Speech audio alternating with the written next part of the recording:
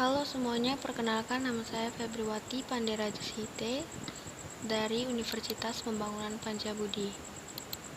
Hari ini demi memenuhi tugas UTS Studio 4 saya akan mempresentasikan hasil kerja saya. Jadi ini dia hasil kerja saya yang disusun oleh saya sendiri. Di sini saya mendapat tugas membuat deskripsi proyek. Jadi ini lahan saya, alamatnya di Jalan Pancing 1, lingkungan 3 Martubung. Luas lahan saya 30 meter, KDB 60% tertutup. Jadi luasnya 18.000 meter kuadrat, 40% terbuka. Jadi luas terbukanya 12.000 meter kuadrat. GSB-nya, jalan depannya itu ada 7 meter.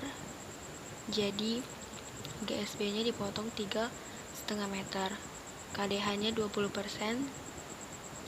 Jadi 6.000 meter. Selanjutnya ini dia analisa view.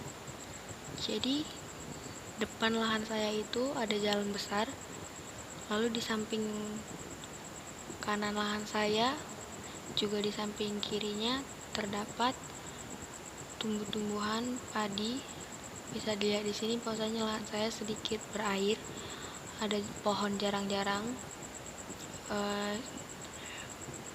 Maksud saya di sini lahan saya itu adalah tempat menanam padi, lahan kosong yang digunakan sebagai tempat menanam padi. Selanjutnya untuk analisa lahan saya, jadi ini dia analisa mataharinya. Pada bagian timur, seperti yang kita lihat di sini, akan saya perbanyak pohon untuk menghalau sinar matahari, karena matahari terbit dari timur. Pada bagian timur ini, pada bagian yang saya tunjuk ini adalah bagian yang paling panas. Demi menghalau rasa panas, saya akan menambah pohon. Selanjutnya analisa angin.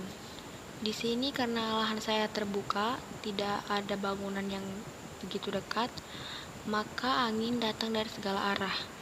Bagian yang saya tunjuk ini, bagian ini anginnya itu berdebu, tidak baik, tidak sehat, juga panas, maka saya akan menambahkan beberapa pohon tapi tidak menghalangi pintu masuk. Lalu selanjutnya dari sebelah yang saya tunjuk, sebelah sini, angin datang dari segala arah. Jadi untuk bagian ini anginnya itu tidak terlalu kotor.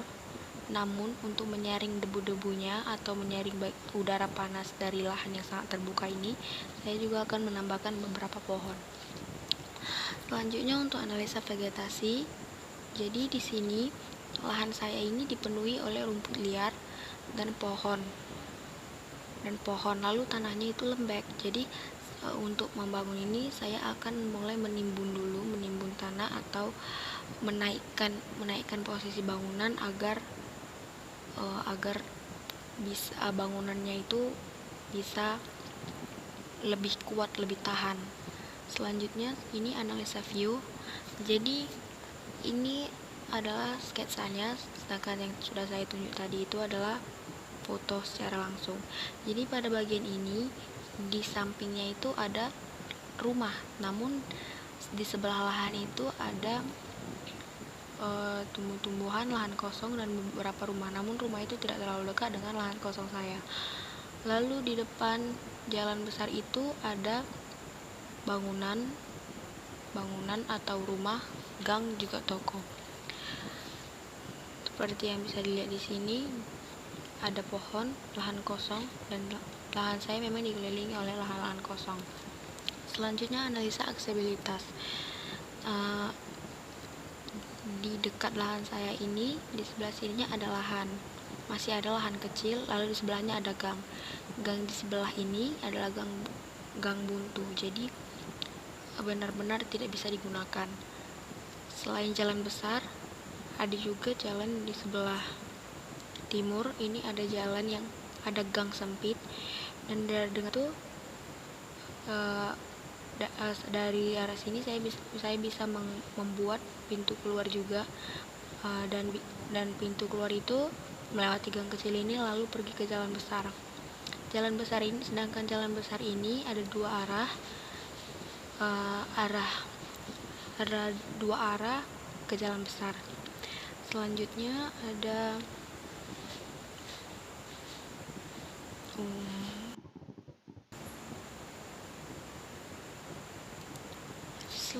ada analisa kebisingan.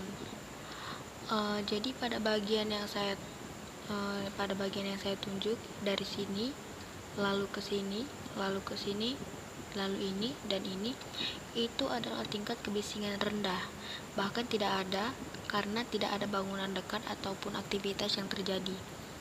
Lalu yang saya tandain pada coretan coklat ini adalah tingkat kebisingannya tinggi karena banyak kendaraan yang lewat. Jadi, itu juga lahan yang menghadap langsung ke jalan besar. Jadi sebaiknya saya akan menambahkan beberapa pohon, atau mungkin saya akan membuat tembok setengah yang tidak terlalu tinggi untuk menghalangi kebisingan yang sangat mengganggu. Seperti yang kita lihat di sini, bahwasanya jalan saya ada dua arah. Jadi kebisingan terjadi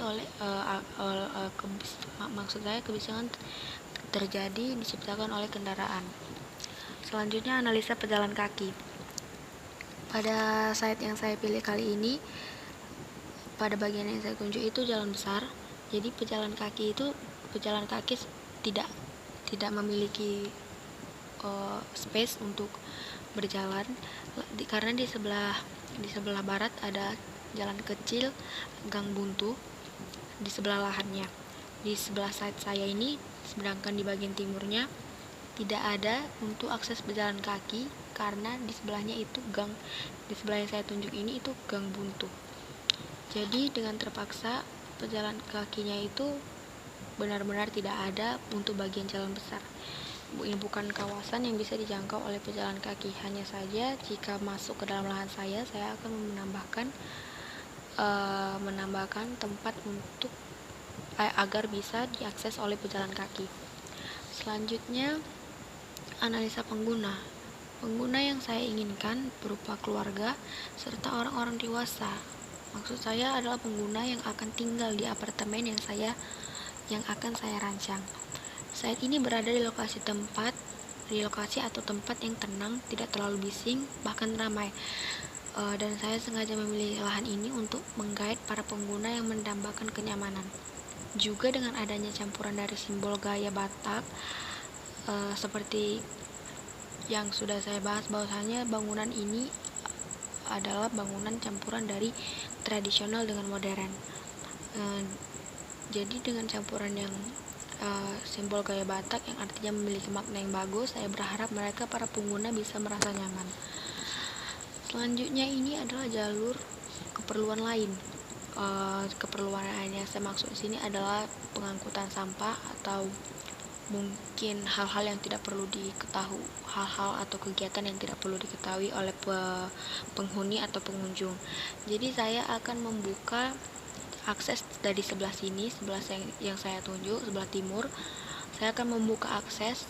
Jadi nanti kalau misalnya ada motor sampah atau sesuatu yang tidak perlu diketahui pengunjung yang harus beroperasi, mereka akan lewat dari jalur ini, melewati gang kecil, gang buntu ini, lalu keluar dari jalan besar, tidak dari depan, sehingga penghuni pun tidak melihat-lihat aktivitas yang tidak perlu mereka tahu. Selanjutnya zoning lahan. Jadi intial zoning lahan, bagian sini yang saya bagian dengan warna ungu ini adalah semi privat. Maksud saya privat, bagian privat yaitu bangunannya. Sedangkan yang saya nampakkan di sebelah ini, zoning terbuka ini adalah tempat seperti taman. Saya akan membuat beberapa taman di sisi belakang, kanan, dan kiri. Lalu selanjutnya ini adalah tempat semi privat. Selanjutnya beralih pada tema saya kali ini adalah arsitektur Batak Toba. Jadi Batak Toba itu adalah bangunan tradisional. Rumah tradisional itu merupakan rumah yang dibangun dengan cara yang sama dari generasi ke generasi dan tanpa atau sedikit sekali mengalami perubahan. Jadi rumah tradisional ini tidak pernah mengalami perubahan, atau meskipun mengalami perubahan itu sangat kecil. Jadi sebagai rumah tradisional ini benar-benar dilestarikan bentuknya. Lalu bangunan arsitektur modern ini suatu bangunan yang gaya karakteristiknya serupa, yang mengutamakan kesederhanaan bentuk dan menghapus segala macam ornamen. Jadi arsitektur Arsitektur modern ini timbul karena adanya kemajuan dalam bidang teknologi yang membuat manusia cenderung lebih memilih sesuatu yang praktis dan ekonomis. Selanjutnya adalah definisi high-rise building. Jadi bangunan saya ini apartemen 8 lantai termasuk dengan high-rise building. Jadi high-rise building atau bangunan tinggi merupakan istilah yang sering digunakan merujuk kepada bangunan yang memiliki struktur menjulang tinggi atau bangunan dengan jumlah tingkat yang banyak. Jadi dengan bertambahnya tingkat bangunan tersebut, maka lahan yang digunakan akan semakin sedikit. Selanjutnya rumah adat Batak Toba. Dengan bangunan yang saya gunakan adalah high-rise building namun mengambil unsur vernakular. Saya mengambil rumah adat Batak Toba sebagai bentuk tradisionalnya. Jadi rumah adat Batak Toba itu bentuknya persegi panjang dan dapat dihuni oleh 5-6 keluarga. Untuk masuk ke rumah kita harus menaiki tangga yang terletak di tengah rumah dan dengan berbagai anak tangga ganjil. Jika orang ingin masuk ke rumah Batak Toba harus menundukkan kepala agar tidak terbentur pada balok melintang. Ini berarti pengunjung harus menghormati pemilik rumah. Makna dari rumah adat Batak Toba. Dasar rumah Anjab Kali dibangun setinggi 1,75 meter di atas tanah dan di bagian bawah digunakan untuk kandang babi, ayam, dan sebagainya. Pintu rumah memiliki dua jenis daun pintu, yaitu daun pintu horizontal dan vertikal. Namun sekarang daun pintu horizontal tidak digunakan lagi. Ruangan rumah tradisional adalah sebuah ruang terbuka tanpa kamar-kamar, walaupun di situ didiami beberapa keluarga, tetapi itu tidak berarti tidak ada pembagian area. Karena ini disesuaikan dengan pembagian kediaman dari rumah tersebut yang diatur oleh adat mereka yang kuat. Demikian dari tema saya yang mengambil unsur vernakular rumah adat Batak Toba. Jadi di sini menyangkut dengan bentuk bangunan saya, beginilah gubahan masa saya. Jadi saya akan mengambil atap dari rumah adat Batak Toba, namun atapnya akan saya dirikan. Saya tidak akan mengambil atap untuk atap, tapi saya akan mengambil atap untuk bentuk badan dari bangunan saya. Jadi atap rumah adat Batak Toba itu akan saya gabungkan dengan persegi untuk gabungan agar saya mendapat bentuk yang saya inginkan. Lalu hasil akhirnya seperti ini. Jadi bentuk bangunan saya itu adalah di bagian atasnya ini ada meruncing dan di bagian sini itu mengambil dari lengkungan atap dari rumah adat Batak Toba. Jadi pada bagian sini ada sedikit lengkungan namun akan lurus ke bawah, dan di bagian sini adalah untuk unsur perseginya. Beginilah bentuk bangunan saya apartemen 8 lantai yang akan saya realisasikan. Lalu beginilah kira-kira jika bangunan saya berdiri di lahan saya. Beginilah dia berdiri, namun ini bukan gambar 3 dimensi. Jadi beginilah kira-kira jika bangunan itu ada di lahan saya, di dalam lahan saya. Sekian dan terima kasih. Saya mohon maaf bila ada salah pengucapan kata atau ada salah dari